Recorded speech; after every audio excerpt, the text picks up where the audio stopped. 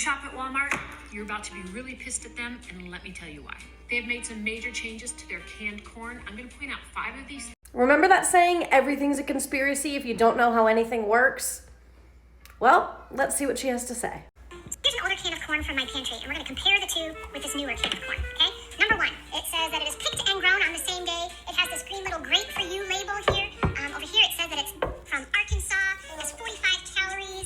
What else is it? Oh, and it's gluten-free. Okay, let's compare that to the second can. By the way, the biggest difference, the second can is a product of Thailand. Looking at the nutritional information, we went from 45 calories to 90 calories. There's more sodium, there's more carbs. Apparently it's no longer picked and packaged on the same day like this one, and it's no longer gluten-free. It also lost that Great For You. I obviously do not know the specifics of when this woman bought each of these cans, but she just posted this video pretty recently and said she bought that second can recently, right? So I can only assume that she bought the second can in the winter. The first can could have been bought in the summer, which would make a lot of sense for all of this because here in the US, we harvest corn in the spring and in the summer.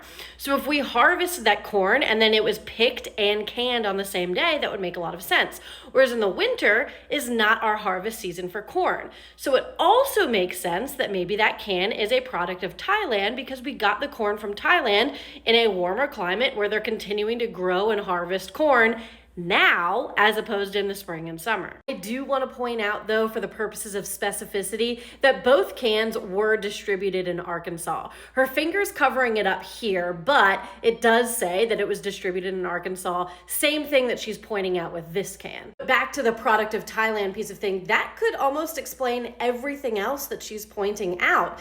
If we imported that corn from Thailand, whereas the other can was locally grown corn, then that makes a lot of sense, right? Because in Thailand, they're going to have different canning procedures. It's pretty common that they will add a brine or a syrup, which would then explain the different nutrition facts label. Also, they might not have gluten-free facilities, which is why it says that the second can is not gluten-free because they can't guarantee that it's not cross-contaminated. This doesn't mean that one can of corn is better than the other. It's just one was grown probably in the Midwest here in the US, one was grown in Thailand, so they're just different, but it's definitely not the case that we're being poisoned by one of them. On this new can of corn from Walmart, there's a health warning. This last thing that she's pointing out is just California's strict labeling laws called Prop 65, which have actually gotten stricter over the years. And the lead that they're referencing is actually the lead in the can. And no, that is not leaching into the food because there's a coating on the inside of the can to prevent that. But with these strict labeling laws, they're required to say that the can has lead in it. So, like I said, not everything's a conspiracy.